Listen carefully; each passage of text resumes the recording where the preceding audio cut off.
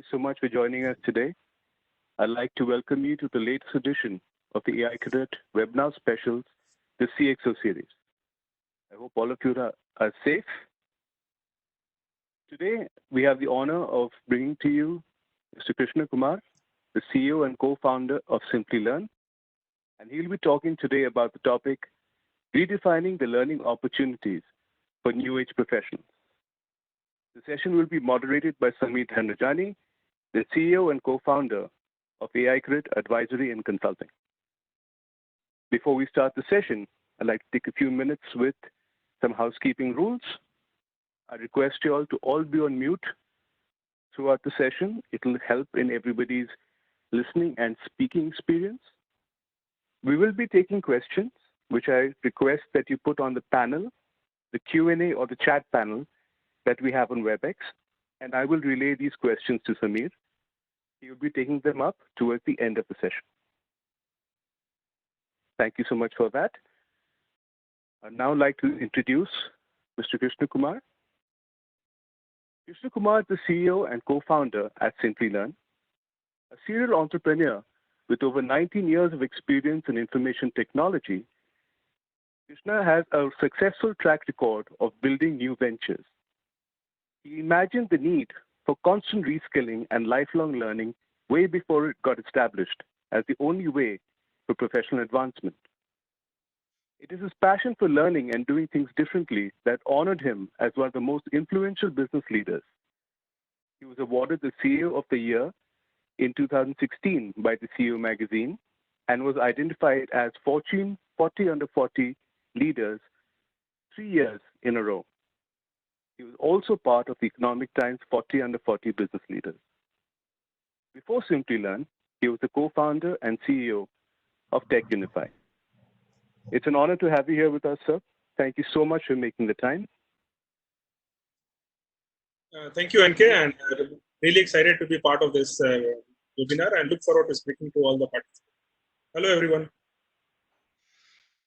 Thanks so much, Rohan, and thanks for the introductions. Thanks, Krishna, to be part of the CXO series webinar session. It's an honor to have you out here. And first of all, congratulations on a great success run, what you have with Simplilearn. I can so well correlate in terms of what today many of the learning organizations are trying to do is something, what I say in my own term, replicate your model, as in Simplilearn model, which is great to have. And I know sparing Friday evening is like tough, but thank you so much for sparing time. Let me kickstart in terms of one facet which always excites me about you, and this is where I think our global participants would also love to hear. We want you to start in terms of sharing your story. How did you started this venture? How did you went about building and scaling this up? And what were the different set of observations and the learnings you had as part of this entire venture? So first of all, thanks, Samir, for inviting me to speak to your participants. I think I looked at the topic as well as some of the inputs that you have shared with me before agreeing to do this webinar. I think all were like really, really great points, and I'd love to talk more about those topics as we get into this discussions.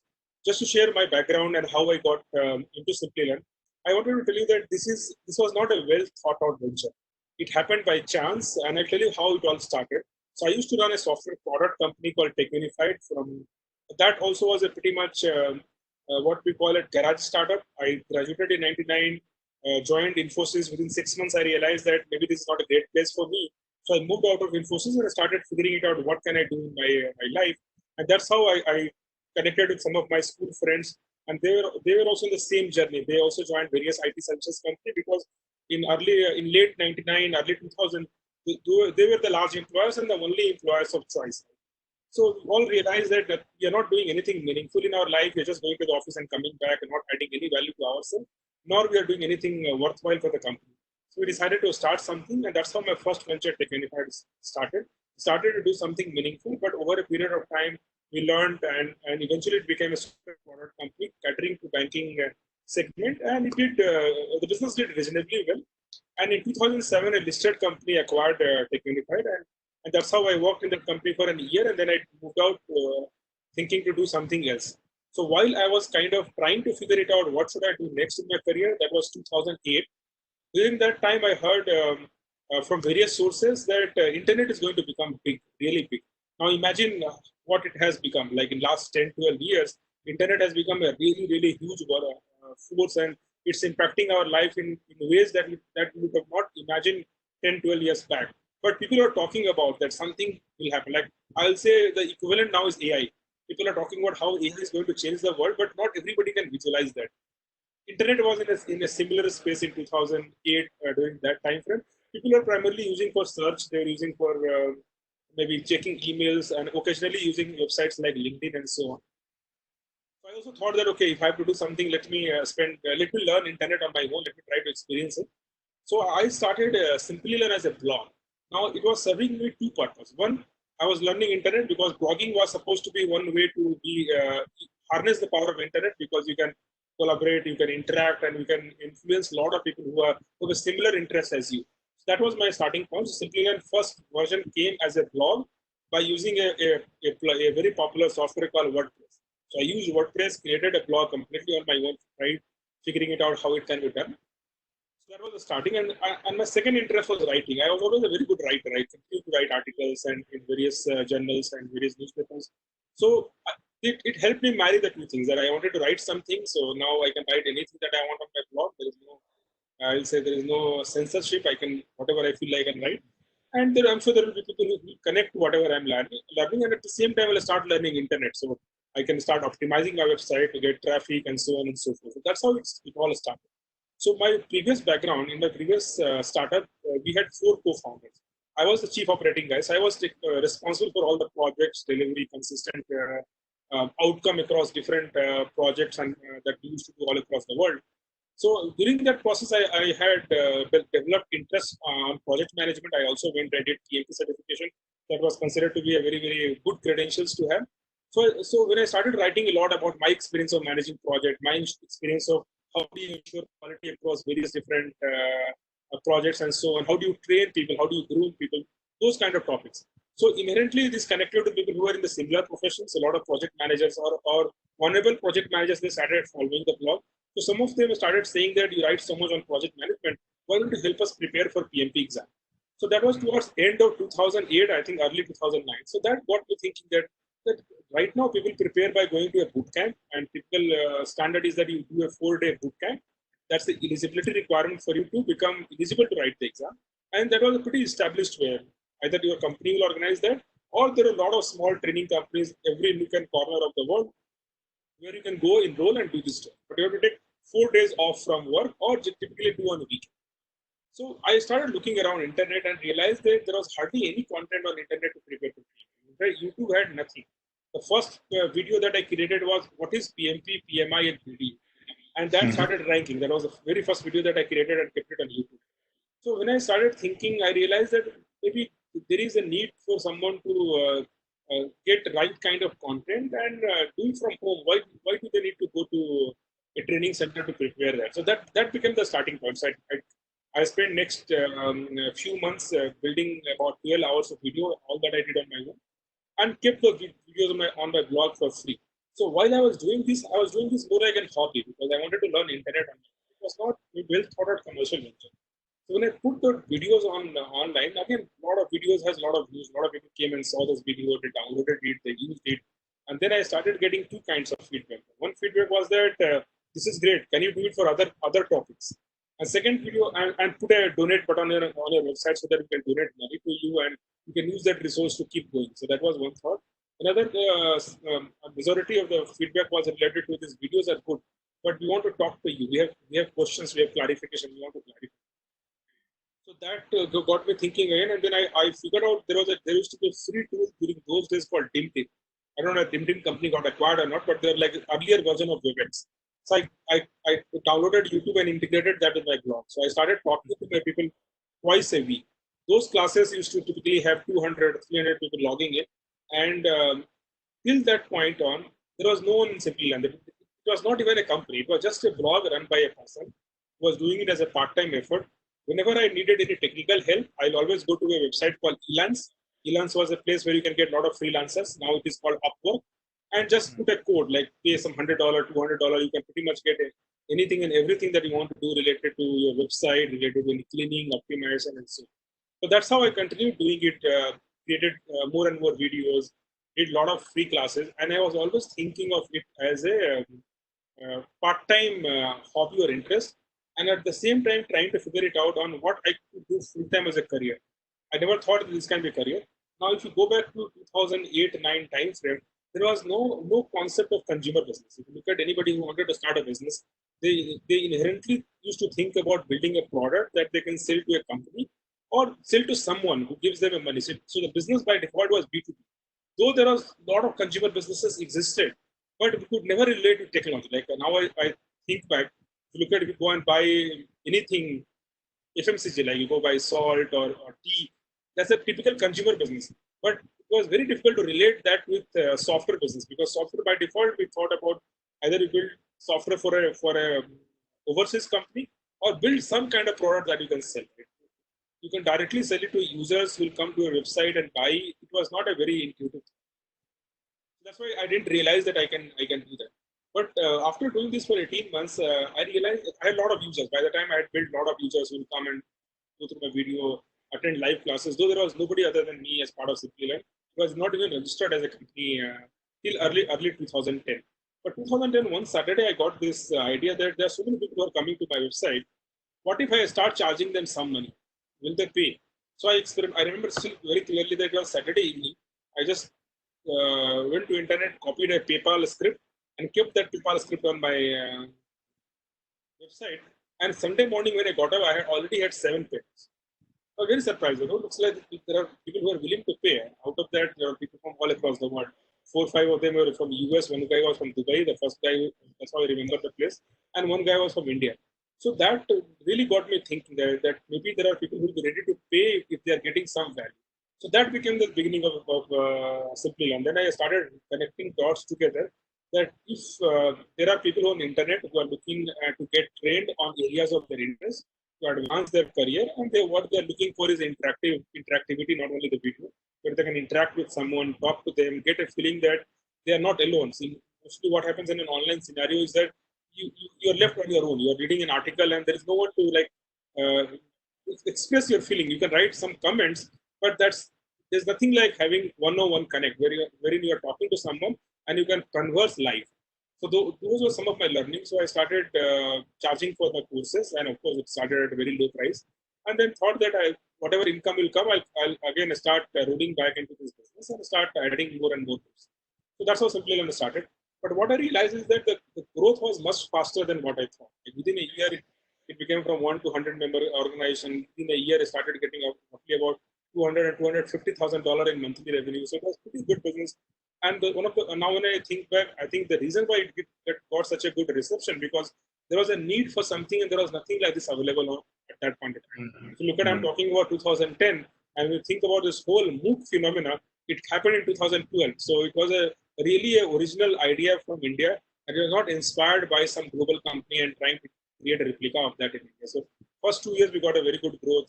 In the process, we raised multiple rounds of venture finance, raised about $40-50 million in venture finance. And all that helped in scaling the business faster. So that's how the company started, and now we are one of the largest global company, large user base so our current business is about 40% India and 60% is outside India, primarily US and some other English-speaking countries like UK, Singapore, Australia, so on. And today look at ourselves as a digital skilling company, that if you're looking at starting a career in a digital world, so a lot of businesses are getting built completely on digital. Think of all the fintech companies, all are digital. All the e-commerce companies are all digital, and traditional enterprises are also moving more and more digital. So if you're looking to get a career in those fast-growing areas, we are a platform where you can come and enroll for a course, and will be a complete, engaging, immersive experience to help you realize your. Wonderful. So it's so fascinating, Krishna, to kind of hear what was almost a serendipity in terms of a start. You started spotting opportunities and then built it up in terms of scaling it, and also including what, as I could hear, possible ways to kind of scale the business at every level, plowing back the investments or looking at how to scale up. And it's something which is phenomenal because, as you rightly said, while there was a need, there is always that aspect of scaling the business is always challenging. So how do you kind of manage those things? Very great to hear. And I want to take two perspectives out here, going into some kind of an industry outlook scenario, Krishna. One is a very scenario, and you spotted this thing quite early, the thing what we call today future of work. There is immense challenge today which is coming with the traditional organizations. We have issues with, let's say, the gig workers not being part of the policy, shared workplaces kind of a thing. We also have issues in terms of now freelancer contract. And on top of that, as you also said, there is suddenly an explosion of new age technologies, AI, blockchain, cybersecurity, I mean, RPA. Now, from an industry perspective, how do you see these things evolving? Because for freshers as well as experience, it's a very, very difficult thing because it's not about just learning, it's also about shaping up their careers. What is that you see as part of this industry outlook, Krishna? So I think some good points on the whole future of work, employment contracts, gig workers. I think there is another thing that happened in the last 45 days that had further amplified that, and it's the COVID scenario. I'm sure, see, people are talking about that gig workers will become future people. So that was more from the perspective of people who wanted to work, that I don't want to get tied up with a full-time job. I want my flexibility and I want to work when I want to work and get paid for that time. And remaining time, I want to do what interests me. So that was the bigger driver of this whole gig economic part. And the future of work, I'll come later. But now we suddenly see that this wheel is turning. The wheel is turning because many companies are realizing that, look, I always thought that we need full-time employees. We need people to work in front of our eyes. They need to come to our office to be productive.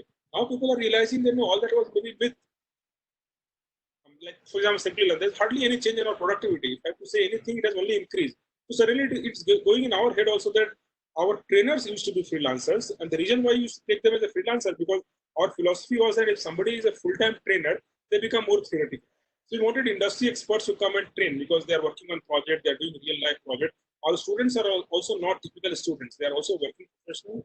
They want to relate to the real work and real problem. So if I get instructors who will work in the real world, they can be a perfect match to our professional aspiration. That's why that was the reason why we never took full-time instructors. Now suddenly that's applicable to now employees, that if I have people who are sitting at their home and they can work effectively because of so many technologies that has made our life easy, why should I have full-time employees?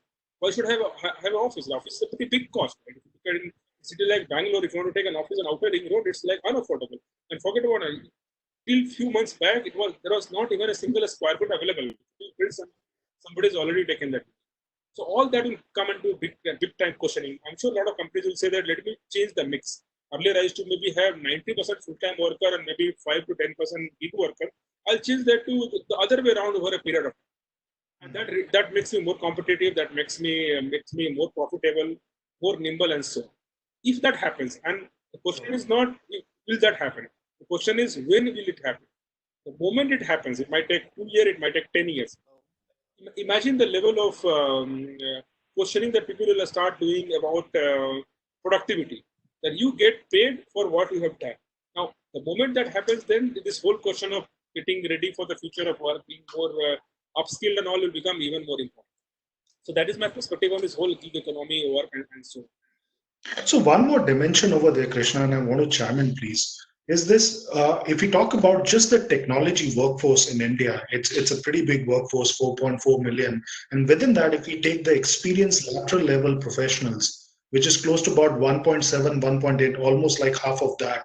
Now, and these are the people, professionals who had experience of almost 8 to 10 years. Now, the previous technology roles, Java developers, well, Java is still relevant, but we have new versions, but QA professionals, ADM professionals, network engineers is completely getting, I would say, out of the league. New age professionals are the new. Now, from a positioning point of view, and I'm talking about Simplilearn's positioning point of view, how do you look at this? Just 1 minute, Samir, I think. Sure. All right.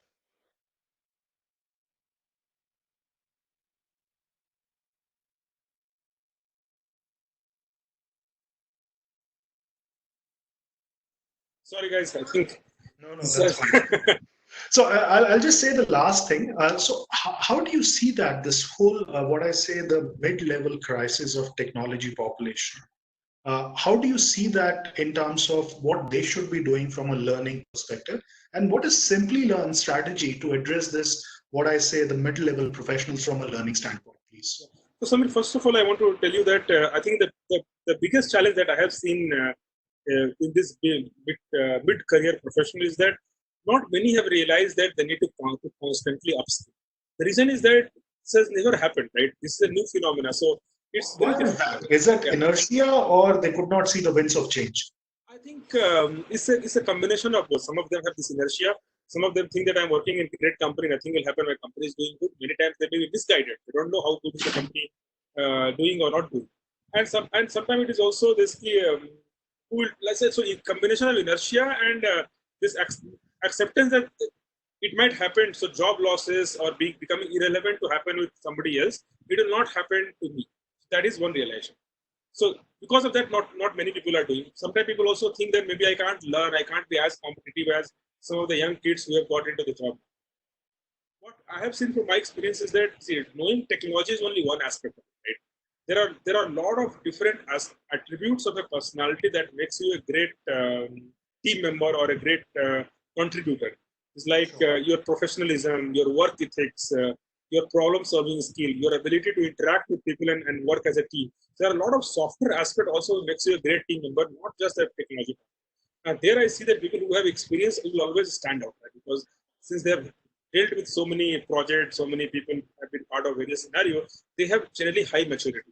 So even when you are not as good as on the technology aspect, or I'll say the real hard skill, as maybe some of the new young kids, the combination makes you more and more desirable. So like people who are like digital born, right? The kids who are like playing with mobile phone from day one, obviously they will grab this whole usability, UX, and how to design in a much faster way compared to people who are not so native to digital. So obviously their ability to learn is faster. But if you are a mid-career professional, you identify the right kind of skills for you and marry that with other things that you have learned over a period of time, then still become very, very desirable. So what you're saying, not only it's about the learning kind of a, let's say, augmentation, what you provide, but you also look at other attributes and then blend it to ensure that that particular mid-level professional is ready for the future forward kind of, let's say, jobs and opportunities. Great. So yeah, so that is on the personality part. And then there are a lot of parallels. Like let's talk about some of the rules on what they were doing earlier and what they could do now. So most companies have this so-called IT guys, right, who take care of systems, servers, and support, and making sure that your IT infrastructure is working fine, right? So that part of the job is dying because most of the items are moving on cloud now. But you require a lot of people who understand cloud, who can support cloud, and so on, right? So those skills are not that difficult to learn. So if you take up regular skills on how to manage AWS infrastructure or Azure or a Google infrastructure, not that difficult to learn, but you should be willing to make that switch. And suddenly from being into a role that is going to die very, very soon, you become one of the desirable guys in the job. So like that, there are parallels that existed in various roles. Right? Those who are doing all this SQL and database related programming, I think that area is only growing. Like if you want to do anything with the data, basic appreciation of data is required. Right? Got it. So switching gears, Krishna, I want to move the focus from this aspect about the challenge we have from a mid-age kind of, or rather a mid-level crisis, what we have from our India technology to learning. Now, we realize today that there is a proliferation of MOOCs and edtech platforms, and you've been pioneers and I would say the first mover, having a first mover advantage. But over there also, the journey in terms of the MOOCs and edtech platforms have been the pedagogy, the delivery, the content, has really changed. And that's also because of the technology changes which have happened over there. There's a maturity which has come in terms of how it's imparted today as part of learning experience. What is Simplilearn's unique proposition over there from a learning perspective? Can you please highlight over there? And some of the strengths, what you also see as part of this learning kind of a, let's say, setup and all? Yeah. So Samir, sure. So I'll tell you from day one, our Simplilearn focus has been high engagement and high touch learning. Now let me explain what do I mean by high engagement and high touch learning. If you look at most of these global platforms, or we call them MOOCs platform, it's all about providing you a very high quality curated video, and then you log into the platform and consume the content at your own pace and learn. So the value add is that I get you the best content. You don't have to go ahead and look at various resources to see whether the content is updated or not, whether the content is correct or not, and so on and so forth. Simplilearn from here on, where focus is that content is just one part of it. The majority of the learning happens when you interact, when you talk to the instructor, when you talk to other students who are part of the same learning journey as you. And while you are learning, if you're not doing, again, the learning is not done. So on Simplilearn platform, there are three components that we have as part of every offering. There are videos which we look at more like a textbook or a content that you can go through at your own pace. Interactive classes with the experts, where you can interact with the experts and also interact with other students who are part of the same learning cohort as you. They are in the same journey as you. And whatever you learn, apply in your labs. So every course comes with an hands-on lab. You go and apply in those labs. And all this is backed by 24-hour support. That while you are doing it offline, if you get stuck somewhere, there's someone to help you out. This is our learning pedagogy, and we call it high touch learning.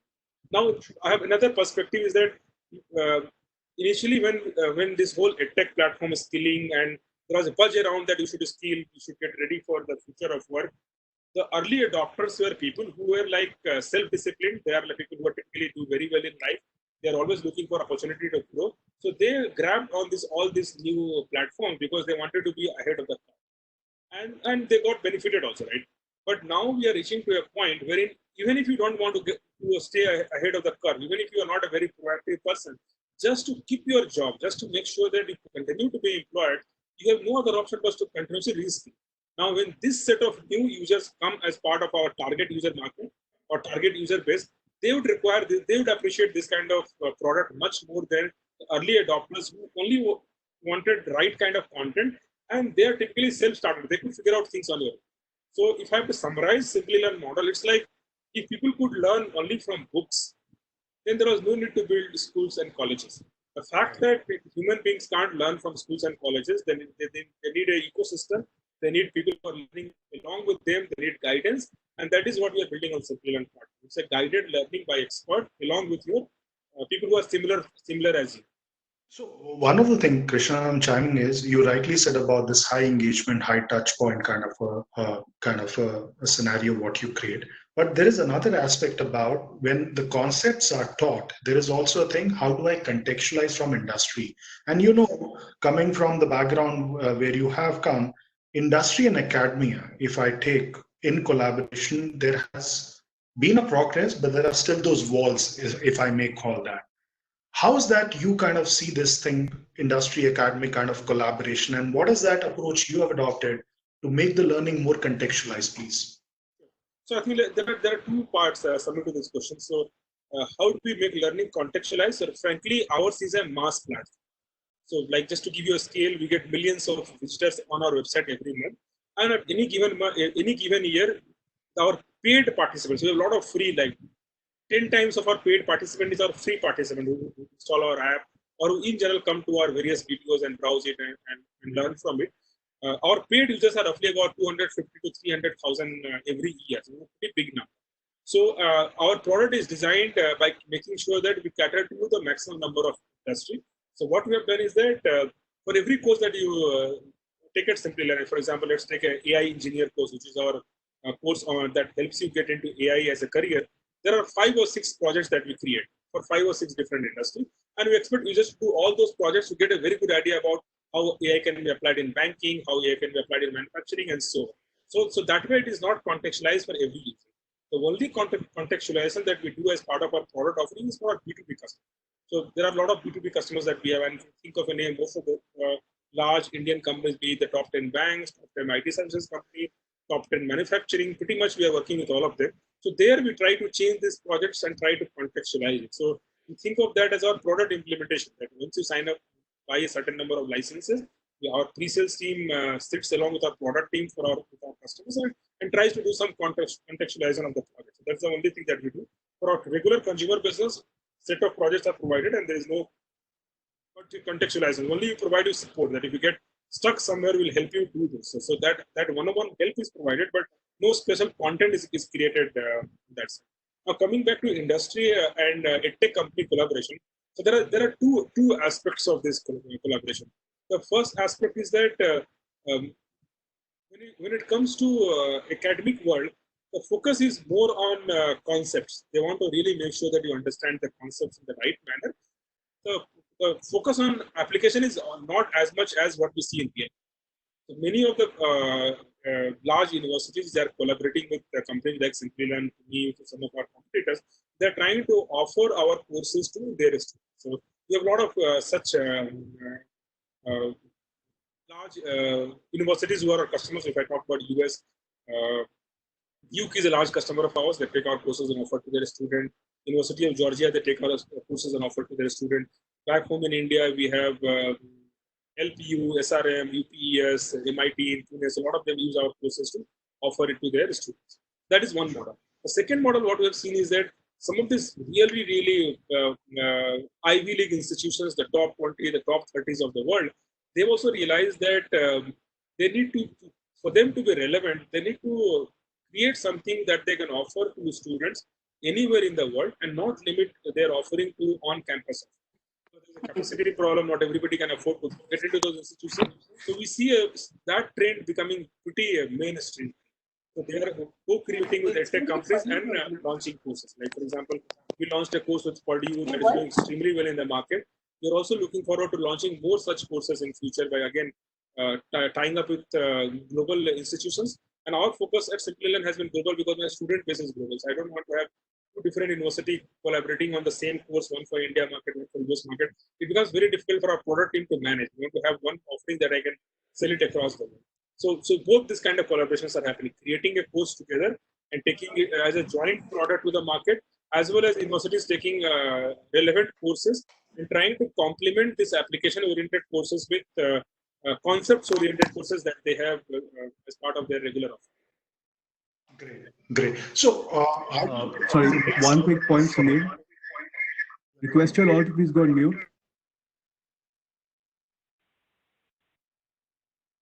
Okay, great. So one of the things, Krishna, and I want to be want to shift to a different gear, but want to take one question which is common, which is relevant. Now you mentioned about this COVID period where things are very uncertain.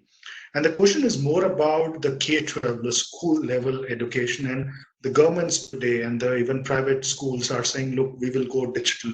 Many of them are not equipped over there.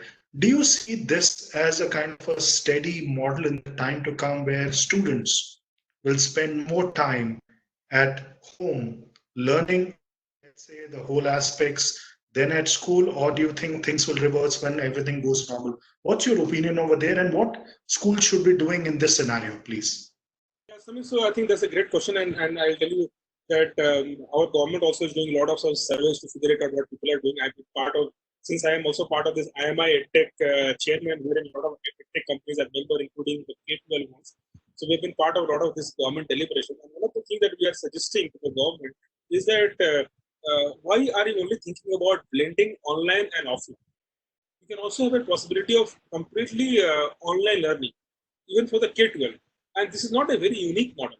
There are businesses, there are schools in US wherein even during normal time also people complete their entire schooling from home. And it's called homeschooling. People do it for various reasons. Like some of them have more time. They want to groom their kids in their own way. They want to balance their sports and their other interests with the academic interests. So those kind of model also we should explore. It should not be only either. Now, when it comes to this, what happens when life becomes normal? I think even though we get back to the back normal that we are used to till about 3 months back, I think this adoption is going to only increase. Earlier, people were not very open to this idea that things can be done online. There are a lot of concerns. Like one of the concerns that I had as a parent was that I don't want to expose my kid to too much device time. They anyway watch a lot of devices. Now, if the learning also happens on device, somehow it was not going very well in our head. But what is the option? There is hardly any option that we have at this point. And going by all the predictions, people are saying that the new normal might never happen. This is because of the way how the world has got connected, that even if there's a new virus in any part of the world, It takes no time for it to go to any part of the world. True. So I think people have accepted this new reality that we need to coexist. Maybe schools will reduce their duration. Maybe they'll say that, okay, we'll not have 8 hours of schooling. Maybe we'll have 6 hours of schooling. And the regular schools will also say that some lessons will do only online. They want to be prepared for the future. I'm sure none of the schools ever thought that something that's like this can ever happen. But now that it has happened, it has gone into the psyche of everyone's people that let's be always prepared. Let's be always prepared. And they also put all infrastructure in place. And you can see all these K-12 companies in India, they are like booming. The number of enrollments, teachers are going through the roof to the extent that they're not able to manage that kind of growth. Great. So one of the facet, and going back to the main theme, Krishna, is also about, as you talked about this change in the learning, change in the pedagogy, change in kind of mechanism, how today learners are getting rightfully benefited. Technology is moving fast. There is a new set of kind of, let's say, momentum coming, which is where the learning is saying that, look, for every student, every learner, there'll be a personalized, there'll be a kind of a, let's say, intuitive, there'll be immersive experience. And personalized means that for you and me, let's say, if we are the learners, what you study versus I study will be different. The content will be different. Maybe how we kind of consume will be different because our retention powers are different. And even the whole pedagogy will be different, and so will be the credit system, which means I can pick up what I want, create, which will be more kind of, let's say, personalized. And this is what AI does actually. Now, do you see this particular trend? Do you see this particular phenomena getting more kind of mainstream for the edtech companies like you, or you believe that it's still far away? What's your opinion over there? I mean, my short answer is that this is going to happen. The question is how soon. It happens in next 6 months or next 2-3 years. And if you take one step back, what you just explained, that my way of learning or my way of consuming content should be different than somebody just sitting next to me. And we all are used to it, right? You access Facebook, I access Facebook. We access the way we want to access, right? The content is always curated based on what is my interest, what is that I am interested in, and so on and so forth. Why that same technology cannot be used for learning? There is no reason why it can't. This is a proven technology, right? It's a matter of time that when and how we do. Now, if you so tech players will adopt, and many of them are already adopting. Right? It's a work in progress. You'll see different varying levels of AI adoption by varying level of companies, depending on how poor are their technology and product. Now, will this happen in our traditional universities or not? I think that also is going to happen soon. We already have this concept of liberal arts, right? A lot of universities allow you to like pick and choose your major and minor, and maybe that will go to a totally different levels of picking and choosing. In business world, you and I have seen in last 20 years is that see what you studied at your engineering college is maybe not even 5% relevant to what you do at work, right? Every day you're learning something new, not only on the hard skill side, but even on the soft skill side, right? How good you are as a leader. Now, how good you are as a leader, you can't learn that theoretically. You need to experience that. And one of the way to experience that is sports, right? If you go and play sports, it helps you teach so many things that the real feeling of what can team do and how can team fail. I think you can get to learn much more in a 90-minute soccer game than trying to learn any other way, right? So maybe there will be scenarios in future wherein you can do a engineering course wherein maybe 20% of your course is all about sports. And if you're a guy who loves sports, you like engineering, you like business, you can mix and match everything together, and you can become much more valuable than somebody who has become very, very strong, hardcore techie, only knows one thing but knows that particular thing well. So I see the world is going to change, and it's going to change very fast, driven mainly by these technologies like AI, and to a large extent also driven by aspirations of these young people. Like if I tell my son, who is such a big sports fan, that do engineering, question is that key, but then how will I play? When I will I play? I think that you have luxury to think that way. When you were growing up, you didn't have that luxury. But now maybe you guys, maybe a set of courses will come to cater to your needs. Right? So one of the things what you rightly touched, and this was earlier part of a narrative, and when a question has come in on that, while EdTech platform companies, Krishna, can provide conceptual, contextual learning, very well established platform. I think no one doubts that. But as you rightly said, there are certain skills today which used to be what we call soft skills: persuasion, empathy, communication, conflict management, kind of different aspect over there. Now, how does this gets imparted in an online or digital format, please? So, Samir, so frankly, that is not an area of my expertise. So I think at Simplilearn we don't focus on those skills. And having said that, it's very, very important skill. We don't do it doesn't mean it's not important. It's really, really important. And there are a lot of platforms where you can learn the best practices, like how to be empathetic, how to be a leader, how to motivate teams. So there are a lot of best practices. There are a lot of as a scenarios that you can work and try to create in your team. All that you can learn. But I strongly feel that this is something that you experience, right? So if you spend more time with it, so this is more like learning by doing. And the moment there are emotions involved, people involved, to some extent, best practices help, but there's nothing like experiencing it. So my feeling is that for a long time to come, there will still be a lot of play for in-person interactivity while teaching these things. Great. So one of the question, another which has come in, and I want to take, which is a pertinent question. On one side, there are these brick and mortar academic institutions, engineering, management institutions, large campuses, huge kind of, let's say, infrastructure. On the other side, the asset-light edtech companies, but as you rightly said in the earlier narrative, high touch point, high engagement. Now, there is a wall in between today. In the time to come, do you see this collaboration between the traditional, hardcore, mainstream academic institution and the edtech companies getting aligned more, or you believe that they'll kind of, let's say, be separate the way they are existing today? So, if it's already happening today, as I was mentioning that Simplilearn works with Purdue, and look at the top 20, 30 institutions across the world, they are doing something or other online. Either they are doing on their own, or they are working with companies like us to take a part of their content and pedagogy. So I'll say this is happening, and I only see this happening even more. Like back home in India, when IITs were not very open to the idea, but some of the IITs have already started offering their courses online. So I see this really happening more and more. And the current COVID scenario is already pushing them even more to go more and more on. So, sorry, go ahead. Sorry. The short answer is that is the wall is going to get broken, and it will get broken faster than what we would have anticipated till about 2 months. So, also in that aspect, there is this thing around evaluation today.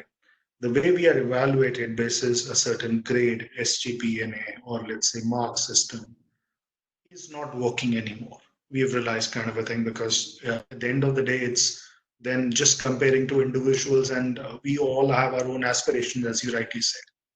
In the time to come, whether it's a kind of a, let's say, traditional education mechanism or the tech companies, what will be the scoring, ranking, or the measurement mechanism for the learners? So, I think that's a great question, and I think as you rightly said, right now, if you're part of an institution, everybody goes through the same grading mechanism, and everybody grades the same. Now, can the grading also be contextualized so that you might be studying the same course, but you graded differently than your colleague who's part, or your classmate who's part of the same course? I think in my view, there is still some time to go before that becomes mainstream. But what I definitely think which is going to become mainstream, that your testing process will become completely on. Even if you're doing a brick and mortar on-campus course, the evaluation of that also will happen. And we've already started seeing, like when we and I were growing up, all these IITs and IITs and exams were always pen and paper exam. Now most of the exam has already gone on. I'm still surprised when there are announcements by various governments saying that since we can't conduct exam during COVID time, we'll pass everywhere. There are like technologies available. It's proven. Not even in hardcore areas like engineering and so even if you take an NHDC course, NHDC is a government agency, not the semi-government agency that does a lot of even blue-collar skilling course, right? You can become a certified welder, you can become a certified barber, and so on. There, the testing is on. Complete testing is on. So if they can test those kind of skills also online, why can't we test pretty much every kind of skills or every kind of learning? So I see that happening first online. Now, the moment those things starts happening online, we have so much of data point that I'm sure a lot of algorithm can be built saying that, okay, how do we test two people differently?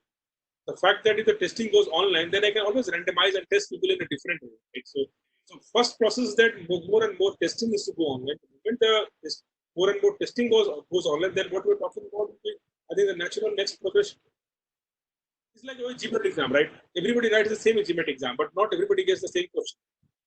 Those kind of things appears to be the next natural. Super. So one of the questions which has come in, and we have a steady flow, Krishna, so I may kind of, let's say, ask these different area of questions. You mentioned about this vocational training, and that's what the question is about. The countries like Germany, Singapore have a very high stress upon vocational training. Now, in India, while we have ITIs, and there is a huge population which goes through these ITI vocational trainings through ITI, but there is a lot to be desired over there which needs to happen. Now, we also realize that today a lot of the skill sets what the industry wants are not getting fulfilled by the existing mechanism. And on the other side, we have a large population which goes through these vocational trainings. Is there some revolution which can happen, or change or intervention can happen, which can make these vocational training programs more successful, more visible, and maybe the adoption level by industry goes up on a different level? Your thoughts on this, please. So, Samir, I think this is a work in progress. If we see, our government has also realized that the level of so there was a data point that countries like Germany, as much as 80% of the population goes through some kind of vocational skills training, whereas in India this percentage is not even 2-3%. And government is also doing a lot of effort. One of the schemes that they have is that Pradhan Mantri Kaushal Vikas Yojana. They spend about 6,000-7,000 crore every year and training people on basic skills like welding, plumbing, and so on. But ITI has not been largely a very successful model. Let's face it, it's not been a very successful model because they have not kept up to date with the curriculum, and a lot of this bigger players who could have used this as a feeder have not done as much effort. Everybody has tried building their own information. But I think as the number of employment increases, and we expect that after this whole COVID thing, where a lot of people are moving from China to countries like India, if we start seeing a lot of employment coming, I'm sure there will be entrepreneurs who will start in cashing on those opportunities and start building skilling companies that will feed to this kind of employment. Right now, there's not even uptake because people have not seen that kind of employment level also. What if I do this ITI course? Will I get a job? Maybe if I do this, I don't get it. But if job increases, it will be, so it's a work in progress. I'll say at some point in time, both will catch up. Sure. So one of the other side of the spectrum, and this to me, I think is a very relevant question. New age technologies, artificial intelligence, blockchain, cybersecurity, RPA, they demand a lot of research. And if we take about consideration in terms of the research happening in India, now the figures which are there, like China has about 55,000 research paper getting published every year, and they have just recently surpassed US. India is just around 3,000, and that also means that we have just 3,000 PhDs coming every year. Now, these new technologies, Krishna, want a lot of research, not a lot of kind of evangelists who can actually create new product solutions. Is there a way learning organizations like you, and overall, I want to take your views also, what can be done to kind of augment more research kind of environment and ecosystem in India? So, Samir, I think I have a very controversial view there. I'm not an expert, but I'm just telling you, me as a personal, it's not a Simplilearn opinion. So I had written about this also a couple of years back. And one of my thought was that our government should only focus on research. A lot of the government should only focus. Can you repeat again? I think so government subsidizes a lot of different kind of learning. Sure. Wherein people who clear the government exam, they get subsidized learning, right? Because government is paying a part of the fee, and many of that education is absolutely irrelevant. And I'll tell you an example. Like for example, from my perspective, MBA is an education that is completely irrelevant. There is absolutely no need. Whatever is taught in MBA college is absolutely not relevant. Consistently, I have seen from my colleague, and I'll tell you, I have about 1,200 full-time employees, and I've consistently seen that a good engineering guy performs better than an MBA guy in all management roles. And I'll tell you the basic principle why that happens. The moment you put an engineering guy who's a good engineering guy, like somebody who has a logical thinking, you put them into any problem, they don't have any preconceived notion. They don't use any management concept. They just start from the basic principle and start questioning everything. Now look at this data on a bigger scale. look at all the successful startup in our country. Look at all those billion-dollar companies that have built up, and whether the valuations are $1 billion or should it be there or not, that's a different question. But the fact is that many people have built huge scale. They are serving millions of users. They have huge warehouses. So they are making, they are running a large system. And try to understand how many of them are in this. You can't even count as even a handful of one or two guys. If you identify the top 20 startups in our country today who are running big scale, are from India. Most of them are graduate or engineers from different colleges. Majority of them from IITs, but most of them are engineers. Why were they able to solve so many complex supply chain problems, warehouse problems, without having any formal management knowledge? Because they questioned everything. That what is happening maybe needs to be fundamentally seen in a different. So what the point that I'm trying to drive is that all those money that is going to subsidize this kind of, like, why not convert all IIMs as a research institute? Why should we teach management? Just do research. All the government money should go there. So this is my personal view that there are many such things where what is being taught can be done on the job. It can be done in a more touched manner, and those resources can be deployed for doing more research, more that increases I'll say the IP value of us as a country. So that's on the government side. I think on the corporate side, see, let's face it, we're not a very rich country. We are still a developing country. So we don't have so much resources to do everything, right? When we are in a place wherein infant mortality rate is still a problem. We are a place where some of the villages still don't have electricity and clean drinking water. Obviously, those are much more fundamental issues to solve than research.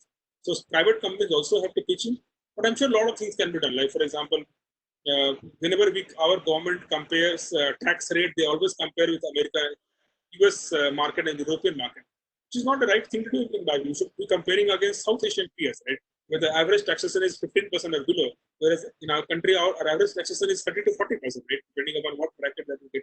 So if we can work on those kind of problem, maybe more companies we can attract. More companies means more money, means more budgets can go on research and development. So I think it's a work in progress. It will happen for sure, but there is no two ways that we should increase our research spend if we want to be competitive over a longer period of time. So cost, it is very clear that the way our IT industry got built in on cost arbitrage, that is not going to take us anywhere now. No, very, very good view and very relevant what you say. But one of the narrative I will pick up and take your views, Krishna, and this is a question from my side. Startups. India has a very vibrant ecosystem which has come in the last few years, deep tech startup, new age kind of a startup, digital startups kind of a thing. And a lot of population today, a lot of young population, experienced population is joining that particular stream of startups over there. But the fact over there, the learning, the mechanisms, how they actually work is completely different. From a structured learning mechanism side, are there programs, and I'm even not saying it's just Simplilearn, but overall generic your view, are there programs which can actually make the startup professionals kind of say, look, this is where we can go learn and kind of get accustomed, get acclimatized, and then there is a whole stream of this population of startup that's following this. Do you think this is a sector which is getting missed, or it's already getting addressed, please? You're saying that how to work in a startups or building, how can more people build startups? How does the learning in a startup gets more augmented? If I'm, let's say, working in a deep tech startup, let's say Zomato or InMobi, I don't have a training background in the sense I don't get a training facility over there because it's all on the go. It's very kind of a, let's say, volatile environment. Things of how do I get accustomed in terms of saying, look, I want to work in a startup throughout my life, but can I learn through various kind of a sources which are meaningful only for startups kind of a thing? So Samir, of course, I wanted to just share you some data point is that this might be a perception that companies like Zomato, Flipkart or Myntra and Swiggy's of the world, they don't invest in it. In fact, many of them are Simplilearn customers. Flipkart is a large customer of Myntra and so on. So this is a fact that, see, initially you can do a lot of, I'll say, hustling, what we call in the startup language, that don't talk about that this is your expertise, that is your expertise. If you're in a startup, if the office guy is not coming, you have to clean the floor, so clean it, don't ask questions, right? That's a typical hustling mindset, right? But the moment you get to a certain size, there's no other option but to invest in it. After a certain size, you need to build some kind of structure, system, otherwise everything will fall apart. See, this hierarchy is a great concept, right? If we don't build hierarchy after a certain point of time, everything falls apart. So it works very well till maybe you are 10, 20, 30, 40, 50 people. But the moment it crosses you need to start thinking about some of the best established practices, and people have done it time and again.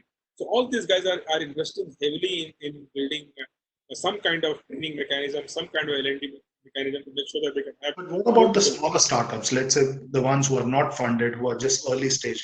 What is your opinion about them? See, you can. There are all kinds of options available to learn deep tech at all kinds of budget. If you are really interested, you can completely learn it completely free on YouTube. The best videos are available on YouTube. Some of the best content is available on a Stack Overflow or Kaggle and those kind of places. So there are all kinds of options available for people to learn. So I don't think content and availability of guidance is a challenge during this. I remember 20 years back, the startup world never existed. But last 3-4 years, any topic that you can think of, anybody that you want to hear their mind, right? Look at all the guys who have done really big in the startup world. There are so much of videos, interviews flowing all around internet, is that pretty much on every topic you can go and hear their views in some interview or something. So I don't think it's a lack of intent. And if you have the right intent, it's not a challenge. And I'm sure most of these guys are also thinking of ways, like if you talk to the founders of Zomato, Flipkart, and all those guys, see, all of them have become very successful. And good thing about the first-time success, people who are first-time entrepreneurs and who become very successful, I think is naturally they start thinking about giving back. So all those people are trying to give back. Like let's talk about Flipkart. So Vinny Bansal has started a company called X into 10X. Right. His only aim is that he's trying to figure out companies that have potential to grow 10X, that they are not growing, and he wants to help them. So you can get, as an entrepreneur, you can apply there. You'll spend time one-on-one. They've also identified some other people who can give time on his behalf under that umbrella. So people are trying to do that for sure. Wonderful, wonderful. One last question, Krishna, I want to take, and this is a bit provocative, and that's one of the reasons why I'm taking this. Now, the question is all about that there used to be a time, there is still this time, where teachers had this iconic following. They enter the classroom, students will be, oh, we want to learn from these teachers. And we go back to our days where those names were there, which were so well resonated, and they even wrote textbooks which we are following. Now, in this new age learning, is that concept changing? Gone are the days because it's learning on the fly, learning on the go. What happens to that iconic cult kind of a teachers? Will it remain, or there'll be a completely different, maybe we will learn from cyborgs or robots over there? What's your view over there? So my view is that there is nothing that can replace a great teacher. People love great teachers. If somebody is a great teacher, whatever technology that you use, they will always have some following. And there are different models who are trying to take the power of teachers. So if you look at some of these K-12 companies, they are trying to identify who are the top teachers in a certain area. And they're trying to say that instead of teaching offline, why don't you come and teach on my platform? People are using that. And this is about, I'll say, moderately famous, popular teacher. Now let's take it to the level of celebrity teachers, right? So there are even edtech platforms who cater to that kind of need. I'm not sure that you guys are aware. There is a platform called masterclass.com. Masterclass is a place where you can, if you want to take a lesson from, let's say, Steve Curry. Steve Curry is one of the very popular basketball player.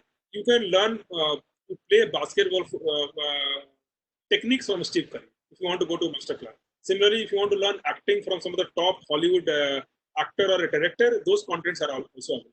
So the whole USP of the platform is that I will give you access to people who, in spite of any money that you pay, they can't spend time to share their trade and skills with you. But on this platform, they are sharing that with you for a certain amount of time.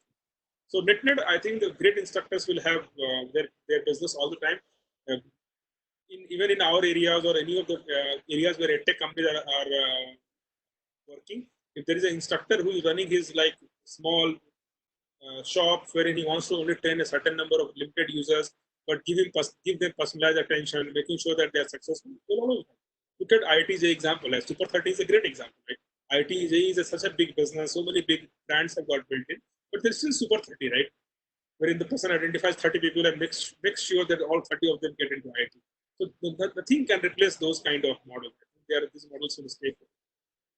Classics will remain classic, Krishna. And we've hit the time button, but must say, Krishna, the thoughts, the whole set of perspectives were engrossing, very enriching. And I think what you almost gave to the audience all in those 1 hour is a new template of learning. And some of the things were absolutely set apart in terms of saying, look, there is a lot of possibilities, a lot of opportunities. It's just that how the learners need to really look at building their own portfolio and body of work that's where they need to come in and really can benefit out of these set of platforms what we have today. Thank you so much for your time. Really appreciate kind of a thing. It's been a very revealing and very kind of, let's say, interesting conversation, and wish all the best for Simplilearn in the time to come. Thank you so much. Thank you, Samir. And I also wanted to give a message to my to the audience that some of them have entered my contact details. Please reach out to me on LinkedIn. I'm quite active there. Thank you, everyone, for listening. Krishna replies in 5 minutes. Yeah, Turn up the time. So I can work for that. Thank you so much. Thanks, everyone. Thanks. Bye-bye. Bye. Thanks.